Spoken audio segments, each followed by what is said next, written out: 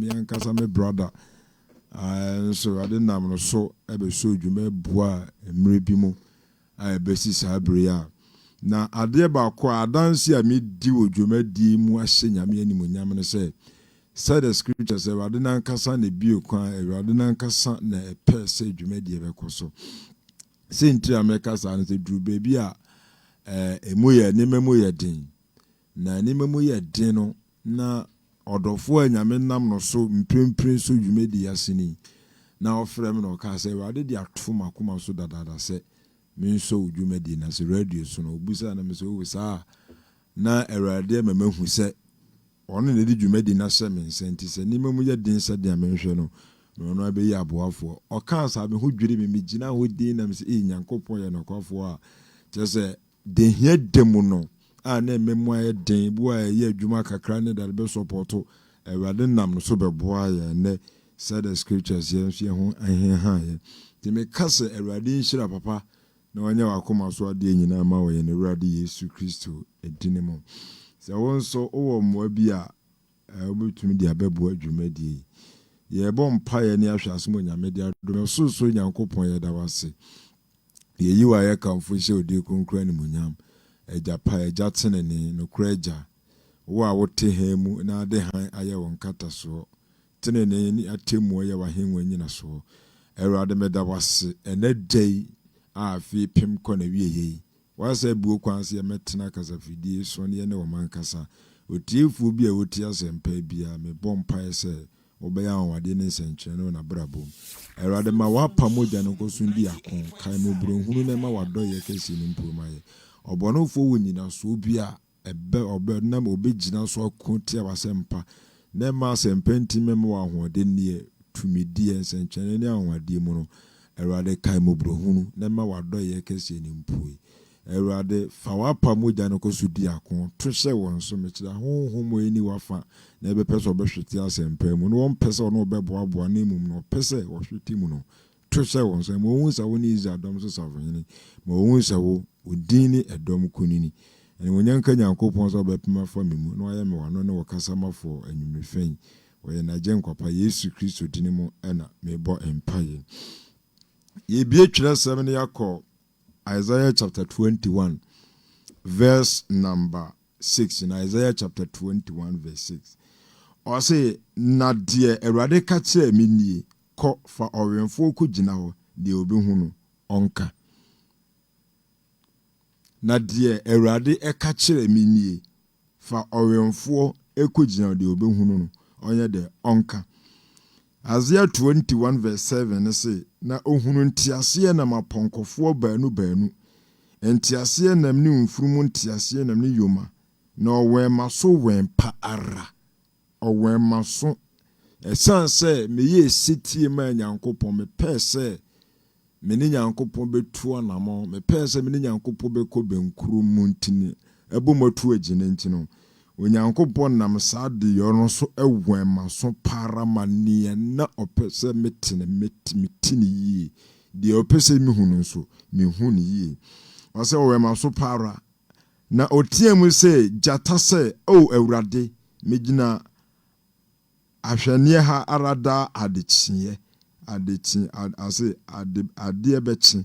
da ade bechi wase na megina mahwe ara anadwinina wose dwumadi nyankopon de hye me nsa no eye damu nyina adesaye ene anadwinina anadwo kan ana adechie so ekan enti wose me nso mitie mehwe ara na ne se na hwe ntiase nam ni nipa ponkofo baanu a worebayi na oje so sa ahwease o baba ahwease na nanyame hu ni nyina wobubu ogufom nya ebra nyankopon ka se obese Babylon no munu se nyankopon edi agoro omunu se anyensi bi na nyankopon edi omunu se eyefeodie bi na nyankopon edi wono mu ebra nyankopon bo won kokko nam Jeremiah so bo won kokko nam adifo ahodo so emre hodo so bo won kokko Babylon a wote a wadwudwu won ho no Babylon a wɔte a wɔsusu sɛ ne wɔn kapra ne wɔn dama no Nyankopɔn ma diifoɔ so boɔ wɔn kɔkɔka sɛ wɔnhwɛ na Babylon nya adeɛ sɛ bɛtena wɔdaa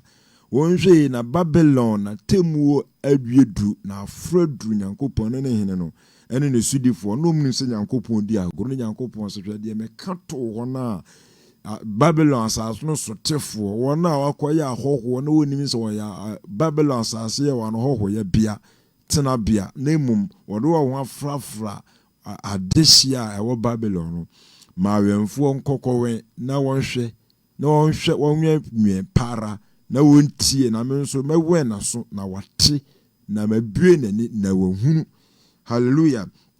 wɔse na Awurade yɛ saa wɔse ampa deɛ wohu yɛ ne saa ahwe ase Nyankopɔn ama apɔnkɔ sotefoɔ abɔfoɔ ho yɛ den abɔfoɔ a wani yɛ den ɔsɛe abɔfoɔ atoa sɛ mehu apɔnkɔ sotefoɔ nteaseɛ nam ɛdɔm paa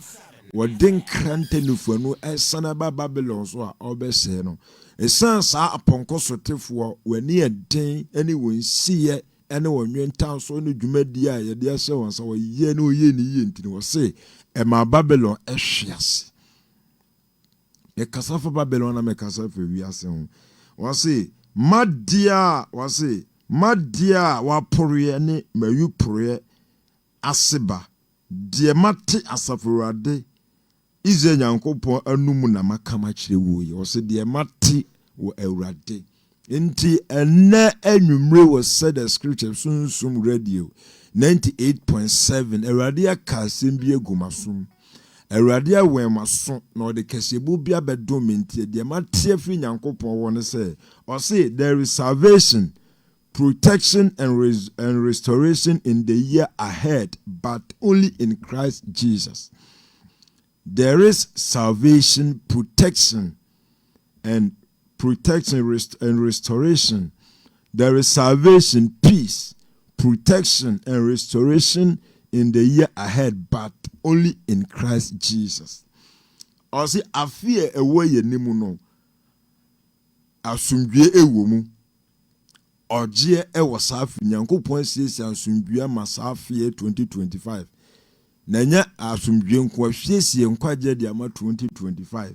wasiesie bambo edimu de ama 2025 ɛne enhyanamu anamu hye waye afe no anamu hye afe de ama 2025 nanso wɔse ɛwɔ homa wɔna owo Kristo mu wɔna owo Yesu Kristo bu nkuto nti weni kɛse a Onyankopɔn ka kyerɛ me weni nye Onyankopɔn yɛ sɛ menwe na mintie no wasɛm bi ɔpɛsɛ ɔde dom me na me nso me de dom ɔman Ghana na me de dom otiefo a wotie di ɔtika mu a ɔkɔ baabi a driver bi di ato a wotie bi ɔsɛ me mfa dom no hallelujah anything de me kan sɛ so obi ka kyerɛ wo sɛ yɛnkɔ sɛ ne sɛ na yebenya bambo a me sɛ ɔdaada ntie yensenhuhuo yenhururu rasem se obi ka kyerɛ wo sɛ yenkɔ sɛ ne sɛ na aha ne ebedi aha ne ebenya bambo edimu ɛhɔ de kwa yensa bɛka sumdwe yensa bɛka anamuhyɛ de ahwene ne 2024 ne yensa bɛka ne ba ka me sɛ wɔboa ɛyɛ na ada mentie we ya asɛm Onyankopɔn nankasa na aka kyerɛ me o Onyankopɔn nankasa na asɛm sɛ to na nse me ma to nense wona ohwehwe asomdwe 2025 to nense wona ohwehwe anamuhyɛ 2025 to nense wona ohwehwe ɔgye 2025 to nense wona ohwehwe anamuhyɛ ne sɛ ɛwɔ hɔ de nenso ɔhoma wona ɔwɔ ye na Awurade Yesu Kristo nimu hallelujah oh praise the Lord ɛwɔ ye na Awurade Yesu Kristo ne kɛse ɛbɔ a Awurade ma me wɛ de me te na Awurade wɔ ɛna me nso maka kyerɛ wo nti ba bia nipa bɛhwehwɛ mo bia no ɛyɛ ɛmoahunu onsa ka ni munyam bia saa ni munyam nya de begina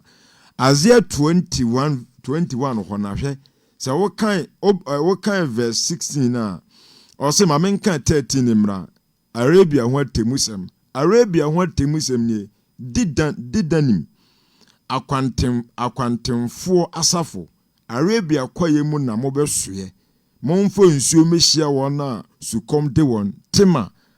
asase sofoɔ momfa paano mehyia adwanefoɔ efisɛ was if we say infina anuna woridwane afna na afna a watwene tadua wapono ne oko denden ano tie ye behu wona waka wase na de Awurade ka kire minie aha afese opani mfie tie no na keda ni munyam enyina asakura so wakase keda okasa for the first son of Ishmael in this order want to keda ni munyam so Nyankopon se ebesa so de want to keda ani munyam so a se me ko keda asini bi me koma lambi nchen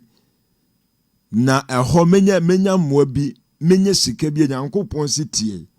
o se de Awurade ka kire mi ni ha afese opani mfie tie no na keda ni onyam nyina asakura o se keda ni munyam nyina ebesa na keda emamu no merema tedua dodo nkaye no besua efi se Israel Nyankopon na aka o se efi se Israel Nyankopon na aka de nti ameka keda ho asemu yi ebebre na ta aka Kristofo ni Ishimasofo yesum nyame baako Kristofo enya no kore Nyankopon se keda ni munyam ebesa enti 2025 no keda ni munyam wom se obi beka ni munyam bia eye wona wadwane beto ye na ruanto se Arabia ho atemusem Arabia that is the sons of Ishmael na ho o se na ni munyam ebesa ebe pepe ebe yira oh hallelujah o se there is salvation, peace, protection and restoration in the year ahead, but only in Christ Jesus. But only in Christ Jesus. Yenje Isaiah etidu insin duba konsinsan yedunu. Isaiah chapter 10. Yenje verse number Isaiah chapter 11 verse 10. Isaiah chapter 11 yenje verse number 1 iwi akota 10. Wasi dia wasa no ne na sumdwa hindi na dufuro bi befifrefi Isaiah dun sini no mu. Dufuro bi befifri efi Isaiah dun sini ni mu. Wasi there shall come forth a rod from the stem of Jesse. Hallelujah. Nyankopon say and this time dear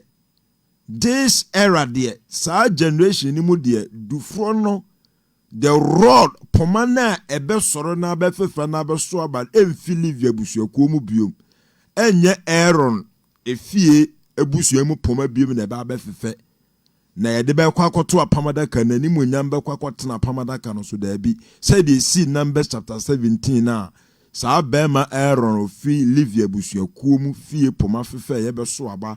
aye soro no dua a enam so ma sa bema ya wansem fata enya akwan kot yesofo pani enya akwan patama o man no da wasi ye de ntesa wasi we de asofodie ni ba be sesa na muntie bebi ebefrei yenhwe wasi there shall come forth a rod from the stem of Jesse. Hallelujah. Na dunsini be free yes dunsini duban oso dufuro bi be fifre fi yes dunsini no mu. Hallelujah. Na asembe no sa kato asobiem. I'll say, na Dubai bi, he says, according to Uridu, I say, there shall come forth a rod from the stem of Jesse, hallelujah, and shall not come from that is the stem of the house of the tribe of Levi anymore. And I say, this day it shall come forth from the stem of Jesse. And a branch, verse number 12, and a branch shall grow out of his root, and a branch. Sa additional way one. A yanima be brain and Yankopo can was na nini twa behwe Yesu Kristo yara. Yankwajifu yara, onokwafu yara, na pumpuni yara. Hallelujah. I see, and a branch. There shall come forth a rod from the stem of Jesse, and a branch shall grow out of his root. Na dufuro na dubembe fini hini mu aso aba enti Aaron de no sɛ ne poma na mfefa ma me so aba nka wonye sofo pani na campus ye de saa poma wanwaso no saa tumidi ye poma na mini wo wuo no e ka wuo tintim ye no na nke de na akwa akoto apamada kan mo konkron bia because Yesu ansore mfa wufuo man ko benya kwan akotena Nyankopon nsanifa so ko benya kwan akotena ba bia mpata agua ni hia ene oside manipa odi manipa ohun nipa mobo waye mpata na wagede amadasa abi sorry wo so wie ni ntia owu antumi antintim no so no meni wowu ni ntia kan wowu hye ye ni ntia na obeso aba ogu so awoso aba na no nti na ma ene ye na awurade no Nyankopon de amani pa nyina ma Nyankopon agya no nani monyam hope praise also oba beso aba hallelujah so the Aaron de an esi ye no sa di ye we na Nyankopon ne Jeremiah kasa na we Jeremiah chapter 1 or say sa aduana all can Aaron de na ye almond dua o de nyabote ne koka number chapter 17 no o se na ye soro no dua almond tree Moses ni Aaron breso apam dada breso no poma na ye sa dua no ena afiri ba be so aba poma nka ye ne de mu bia ntumi anso se Yesu Kristo pe o ye Kristo fo poma ya kwantuo poma heavenly crop poma ya ni da so a won hye ne wuo no ono nko a na otimi sori fra kanifuo mu ebe so aba na ye boni din oba bia oje ne nsantwani sisi no eni nti wo hwe Jeremiah na sema Jesus Christ o Jeremiah dia na wuhuni o se mehunu soro no Kenya ba bi na 12 na say then the Lord said to me you have seen well wo huni yi ampara se kase yampampan yampanka sema Jeremiah wo hunu unyo difo wani ekum wo huni yi pa for I'm ready to perform my word. Hallelujah. For I am ready. The time is due. A brand so esase me mama semwa obefefe no oba. Enti mfinhia pem ye Nyankopon dabako na dabako ye Nyankopon mfinhia pem. Nyankopon Jeremiah de na huni. Jeremiah tu nani a hwe soro no Kenya ba poma bia ye almond tree almond duban bi ana efefe enwo asem bi enie poma na efefe wo se ema no ho so tretre egu nhire ne wo sampa Jeremiah wo hono ne ma asem Jesus Christ no me Kenya me ho Yesu Kristo ho me Kenya me ho Yesu Kristo ho na maye obeba na oba won kamenamu se de ohun soro no dua no poma na efefe na wohuni yie se de tie ne suni na ne monyam tie no Yesu Kristo so won kadamenamu da ndo so obemme no owuo won kunimidie mu Isaiah chapter 25 verse 8 obemme no owuo won kunimidie mu and he shall swallow up death forever or in victory and the Lord God shall wipe away all our tears obebe pa ya ni manu nisuo na wayi ne manya hohora akọ edi Yesu Kristo so sorry ne ya hohora yiye nti na wo sorry eni nti na twa se wo a won pese obekoso atena hohora mu 2024 a hohora mu 2024 amanie mu 2024 hawo mu no ese wo dwane toa ne obewu ye sorry a oye Nyankopon asem a ofefeye na osuyi Nyankopon ma hohora afiri won so ne hunamu wo asenua no so no wo se wo hune ye pa ai eyemasem me Kenya me ho na mayo udu obi achi ni won soro mfre wufuo mu a wan san fi na chi wo beboka ukata woni tia na abehu ya na nipa bi ke kansem yi wo ho ano me de mesimi ni mo hwe kura di san hwe so we edoso ma me akwaya Nyankopon fa so yi ne sofo pani ewo Moses braso ma ne be patama o ma no ma ne be ya o ma ne oni o ma no ntam ginafo eno doso ma me edoso ma me ehu hia so obi ba be gina be kanipa fufuo bi a kan ono kura nipa fufuo no mo kan ho asem no ono kura de ekume kura ne se wonsam firi azika busuamu won yesi nyame na afre no wonsam de be won firi azika busua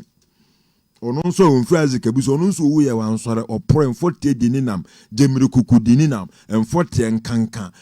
nsonsono enobaye dinamu ye fertilizer soaba pe atwe ne de so na ba anka atwe ne de so na ba guava twe ne de so na ba enobaye mahogany odum sapere ne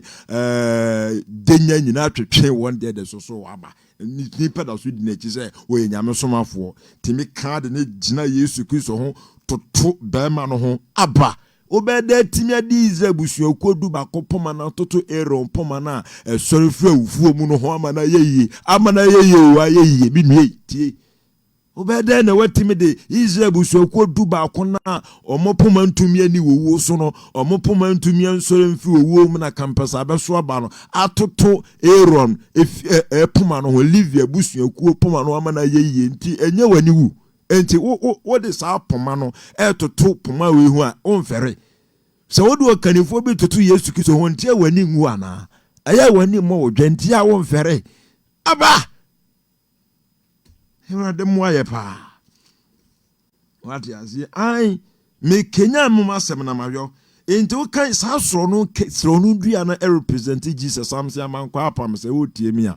samse amankwa abuza me se dem dia to Facebook fa soro no dua na ho a me bisa se amanfo enhye omu view omu point of view ni ade no enkyerase ne se me se wono ankoye research na yehwemu kakra wa soro no kenya dua eno ne nyankopon asem no ne Jesus hallelujah se dua no won fa so die bebre. In Isaiah chapter 10 verse 1 no say Isaiah chapter 11 Isaiah 82 back Isaiah 82 back nsane ba kon so de wasa no ne nasomdua hinie o say an ye ka dufuro be fifrefi ni hini mu aba be so aba hwe verse 10 na o say na dan yesi hini mu dufuro so se franka ma amana chire kwana ama be hwehwe na ne home bia be ya nimunya na dan yesi hini mu dufuro Jesse hini mu dufuo na ya osiwasa franka o de ye enkokan brofo kasa no ye nkan brofo kasa na Isaiah chapter 11 verse number 10 yenhwe 11 I say and in that day and there shall be a root of Jesse who shall stand as a banner to the people. Hallelujah. Wasi Mama says Zubio Mosi, and in that day, Isaiah chapter 11 verse 10, and in that day there shall be a root of Jesse, a root of Jesse. Jesus Christ, no, David has seen who shall stand? Obey now. That than David has seen obey free David about obey now frank to the people among Crawford and Crawford Bayer. Omo penya nkopɔ fo ma sumdwie omo fo omo ho to omo ankasa tenene so omo ntie hurada ne nada ne defe ne nsem dede no do ho beto Jesus asem so no o see who shall stand and in that day there shall be a root of Jesse who shall stand as a banner to the people. For the Gentiles shall seek him. For the Gentiles shall seek him. Hallelujah. And his resting place shall be glorious. And his resting place na ne home bia beye ni munyam. Na ne home bia enti so pe animunyam home bia eye Jesus mu. Ope bia obenya home bia animunyam wo mu a ebusuanfu ebebu nipa bebu enipa be fero enipa be hu so ye dansoa wo mumu a eye Jesus Christ mu a wase mame asemi me de na twase me sensisu na me siso sa me boso na se yanka bi ma na yanka twresem bi mu no ara edoso maye and in that day there shall be a root of Jesse who shall stand as a banner to the people. Who are those people? One sankrofo be no. Enti wo kan korua na wo so wo kan bibi na se won trias ya busankrofo no. That people Christianity, Christendom, Christosom busa wono mo omo no mu kura nkwaje. What you see? Who shall stand? Who shall stand to the people? For the Gentiles shall seek him, and his resting place shall be glorious. his resting place shall be glorious. Oh, praise the Lord. And when you come here, Jesus Christ so soon, you know. Until I say, the Spirit of the Lord shall rest upon him. The Spirit of the Lord, the Spirit of wisdom. And it's you want to say Jesus Christ bas as no kasa. Na omo hu adwiri omo aye hu dwiri diam. Na abofra keto empobra uswa. Na ne mofra mu no wura sorifie na brante sha sase wo kire na honhom the spirit of wisdom edeneko afi wo de to na wo de to na atwerefo na farisifo no na omo hwe ne sa kirefo no hwe wo ro monte ase omo se sa brano na spirit of wisdom bi aye ne mu adwuma afiri osuru nyankopon nchen o say he will speak o say anti social na the spirit of wisdom the spirit of understanding and tiasie into Yesu Kristo church that what tiasie o unya hurumu eye wakoma mu de Yesu Kristo church na bo wakoma mu don chese edwodwo wakoma ema akoma toye mu hallelujah e dia sumdie ba spirit of understanding hallelujah anti and also spirit of counsel otufu afutuo pa unya ne baabia se Jesus mu otufu the spirit of might into tuosa osa beye adwuma du baabia o de tumi dia wo dane tumi di du baabia sese oboade du baabia sese o dane tumi dia de wawuo no wo se sori tabita hallelujah nya no nko o dane tumi di soifra wufuo mu the spirit of might the spirit of knowledge me kaisa di ye bia na me no nua bi she emre bi atwa menya di ye bi nana enipa bi so witia me omudi mechia na mekokko me titofo mu sei the bra me titofo mo ba me so me da ho me hu asema me nka me bia ma no amese honhom a unwa ne Yesu Kristo fura wufuo ma me so afi me da ho ne mo se me nsen popo ha ma enye easy tumi enwa ne Yesu no e so powerful. So when experience the American carbon say make enye fedi agro na America tumi enye tumi ketwa brother enye tumi ketwa me say me da wosa na me nsan hyase ye woso e woso gigiga femu nse ma me so preoccupy me say wow what a power what a tumi how Yesu Kristo no ti say tumi na ho na me hu de ntia Yesu anka da menamu de ntia na ya nya na kra wasama do na namu nsusu ehunu edam proye na ho na me tisa atwede semana sepa said ye wo kan Psalm 16 verse 10 no wori nya me kra sama do wore ma ho tefu ohunu edam proye wo ma ho tefu no ohunu edam proye on proda srono Kenya dua nyankopon agi atom ebeda pro poma nyame yi ne poma mu ebeda pro intimate promo than you say, can be also it was the spirit of knowledge. The spirit of knowledge of the fear of the Lord. For the fear of the Lord is the spirit of knowledge of the fear. Nyanko ponsuru nsu ye honhom. Ti obi nsuro nyame ne oni nyame honhom. Ti oni pa obi ho mo suro nyame a nyame suro ye honhom o. Nyame suro ye honhom. Ti obi mu nyankopon ne wonsuro nyame a na yese nyame mu no ye kwatre kwa oni nyankopon honhom na obi ni nyankopon honhom so a na yese honhom ade ne ye adwuma ye den eye honhom fin into say verse 5 from Isaiah chapter 11 verse 5 from say what the me kan 11 no his delight is in the fear of the Lord, and he shall not judge by the sight of his eyes. And yet the nani hunu so no be bu aten with there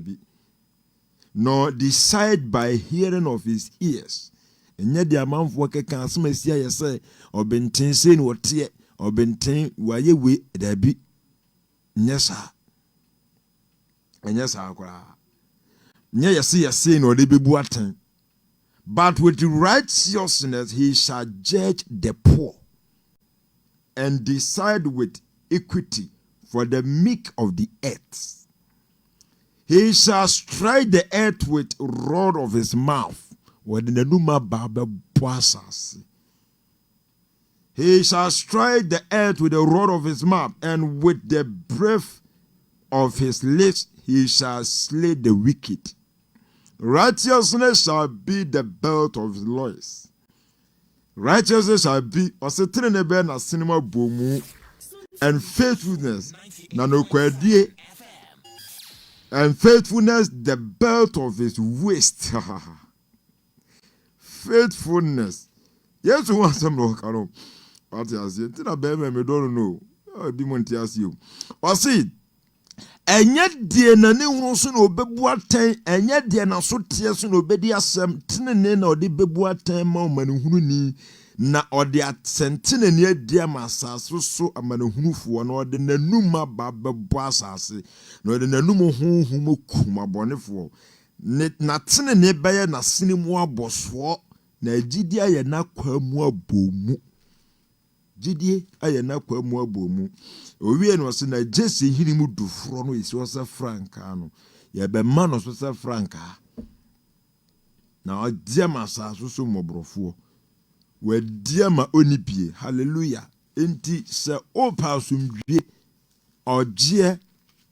bambone anamusha. Enhwe ne ba bia. Enkodunsifu onkoma lam ho, enkontafo ayifo ho, mbra Yesu Kristo nchen na 2025 ebesi wi. Enti enyum wahani dunu Psalm 115. Psalm 115 verse number 9 to 15. What say? Israel fa huntu awurade so. Won muane won chemne no. Aaron fie momfa mo huntu awurade so. Won muane won chemne no. Mo a musuro awurade momfa mo huntu awurade so 2025. Won muane won chemne no. Awurade akayen obehira yen.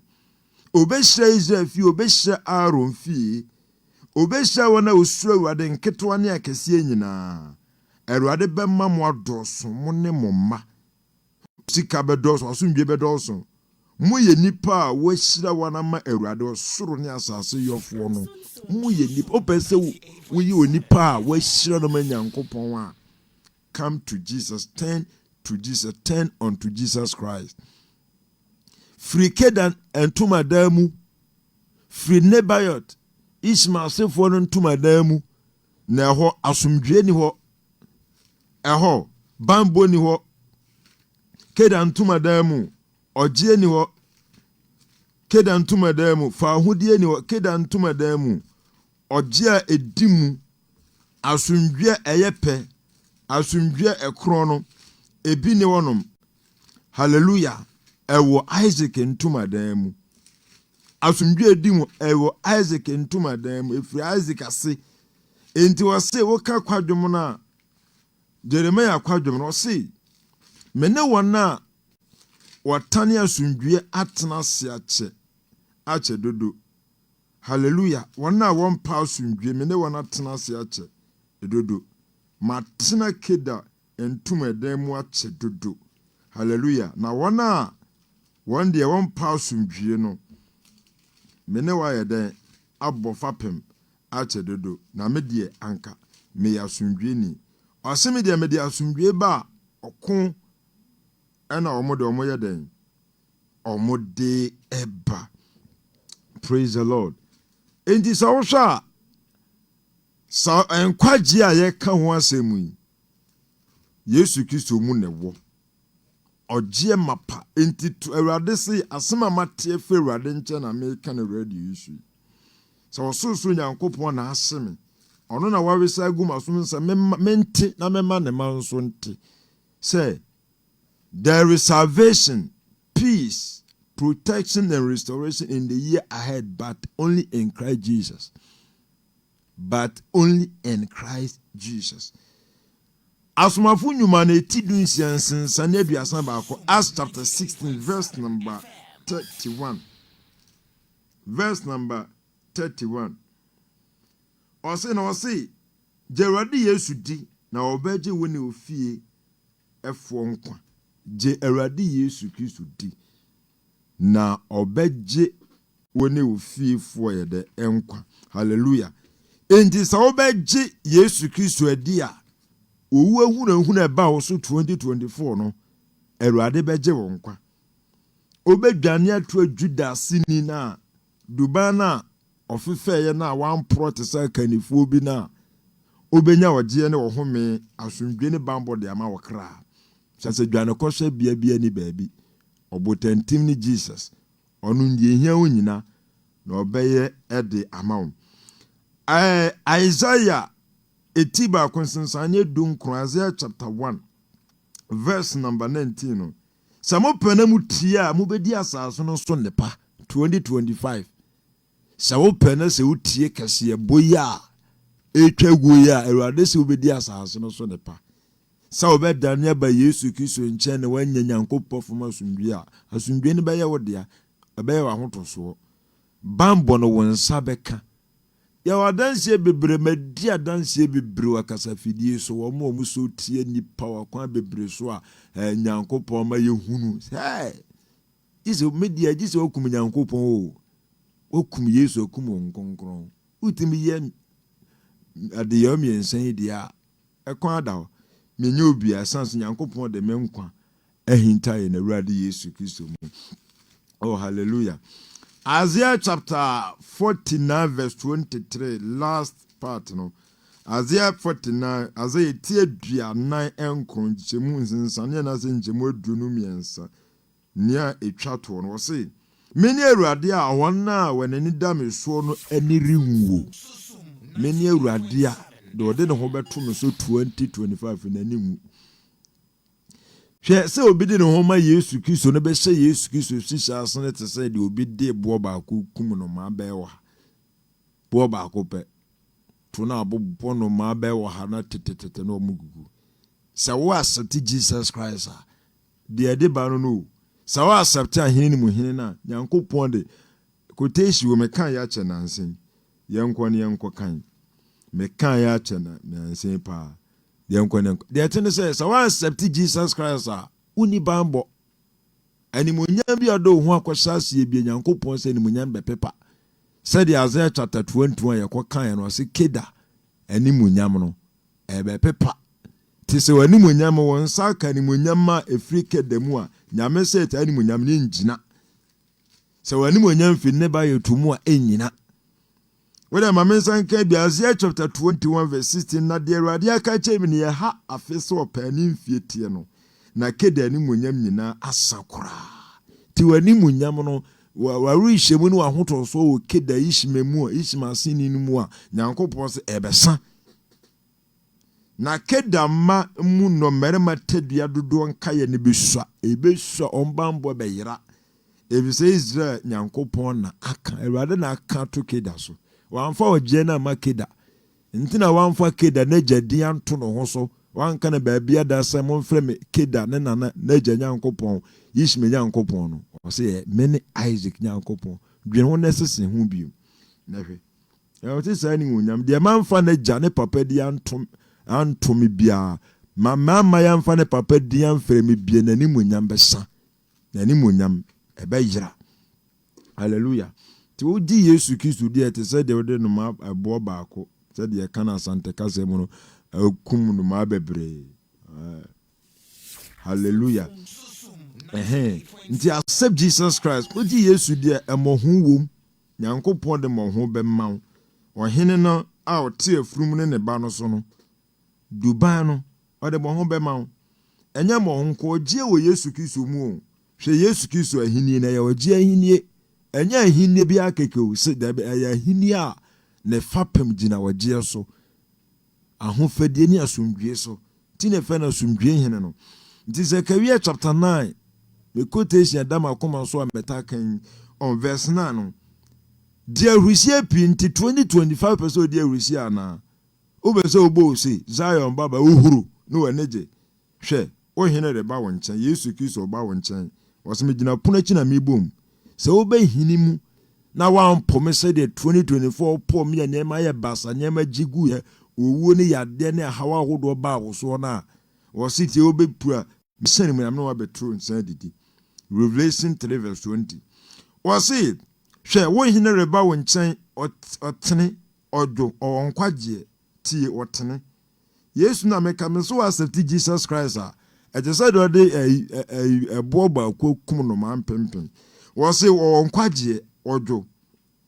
otene ote afunumu so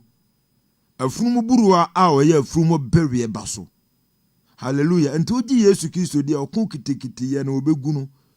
afetie abrabom akun no Erade beboa wo Erade pemu no de obu beka sa adenti na sofo sa na aka de a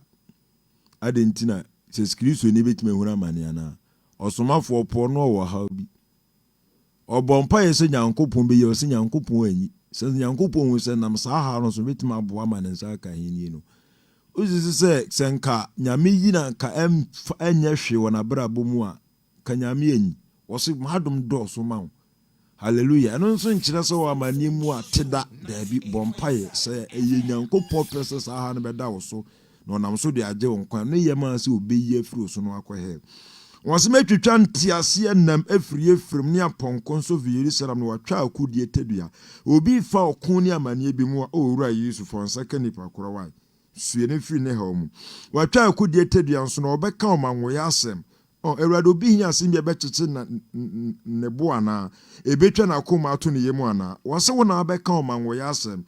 obi hia asem bia be ma wadore waye kese na adwuma pagya ne maye nhira ne ba bia fira ha ne amane mu ana nhye so bi ase Erade ka omanwo ye ne abodwo nsem kyere no wose obeka omanwo ya asem kyere amana man na hini be fira poso kosi eposo ho ana na hini fira poso kosi poso Ode chiremu ahinie bia wasa asoso efira poso ekosi eposo Yesu Kristo pe wo twere ma Jesus ebe fira poso kosi poso na efira asua no kosi asase awie ye wo se wo nso wapa mogya ne nti meyi wo neduafu efira mena nsuo ni 2025 amena bia Satan abode ato ho no se obetimi anya afiri a eye Jesus asanse Erade na owuo mu firi wo no aso wo nso wo a wo so nkwaje wo a wo so asumdue oti afunu mo so a ene gidwum ni ahosepese bi ye boma wo no wo nso ye bi mu kasa Yesu Kristo mu gya ya he betima emumpa de abata ye wo abata ye ya papa ye bi mutimi kasa Yesu angu bia Yesu enwu abetu sa atwerese mu afiri Bible no enye fiti ya na ebedi Yesu ahie o obi so timi prove me say Yesu wi ni mojaje nkwa ha minni asem bi ameka kire wo minni nkiremu bi amede ma wate ase